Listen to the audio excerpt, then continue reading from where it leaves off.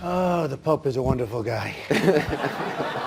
Let's start right there. Surprise. How surprised were you by what the Pope said? For those who don't know, he said, part of what he said was, a person who thinks only about building walls wherever they may be and not of building bridges is not Christian. This is not the gospel. Well, I didn't think it was a good thing for him to say, frankly, and he was talking about the border. And as you know, I'm very strong on border security, and we have to have a border in this country, and we certainly don't have one right now. And as you know, we're talking about building a wall. We're going to build a wall, and Mexico is going to pay for the wall, and that's the way it is. We have a trade balance, and if you look at it, imbalance of about $58 billion with Mexico. And it's really more than that because we also subsidize, et cetera, et cetera. So they're going to pay for the wall. But somehow the government of Mexico spoke with the Pope. I mean, they spent a lot of time with the Pope. And by the time he left, he made a statement. I don't know if Wait, you think the government of Mexico somehow got the Pope to say this? Well, I don't think they said that way, but I think they probably talked about, isn't it terrible that Mr. Trump wants to have border security, et cetera, et cetera.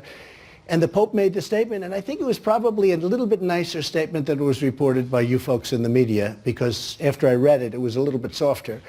But the bottom line is we've got to have a border. We've got to have security. We have tremendous illegal immigration in the country. Well, I'll just say the Pope did go on to say this is not the gospel. As far as what you have said about whether I would advise to vote or not to vote, I'm not going to get involved with that. I say only that this man is not Christian. If he has said things like that, we must see if he said things in that way, and I will give him the benefit of the doubt. And he also talked about having a wall is not Christian, and he's got an awfully big wall at the Vatican, I will tell you. So it's going to be an interesting... But people do come and go through the Vatican. I mean, it's open to tourists. And they're going to come and go through the wall. I mean, but they're going to come and go legally. They're going to do it legally.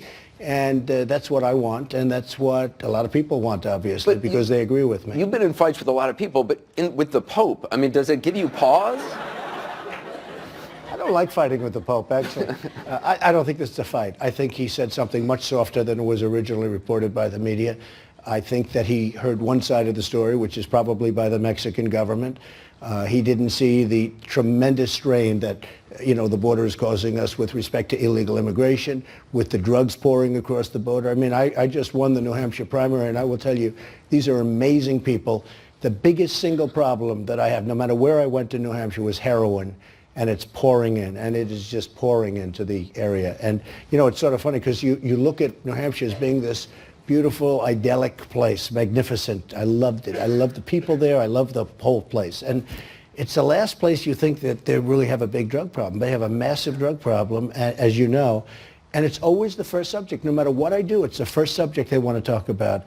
And we've got to stop it. And it's pouring in through the southern border, and we are going to stop it. I just want to ask you one more question on the Pope, and then we'll move on, because there's a lot of other items in the news before we get to our voters, many of whom are undecided, as many people are in the state. Really? So you could, undecided? Well, you're doing well in the polls. You could pick up a couple of votes tonight. Wow, I thought so. Maybe. Yeah, maybe. Good. We'll see. But early on, you talked about the forgiveness, and you were asked, in terms of your faith, whether you asked for forgiveness. And one point, I remember you said to me, you try not to do things wrong so that you don't have to ask for forgiveness. Was there a moment when you first heard the Pope had said something about you that you thought, maybe I'm going to have to ask for forgiveness?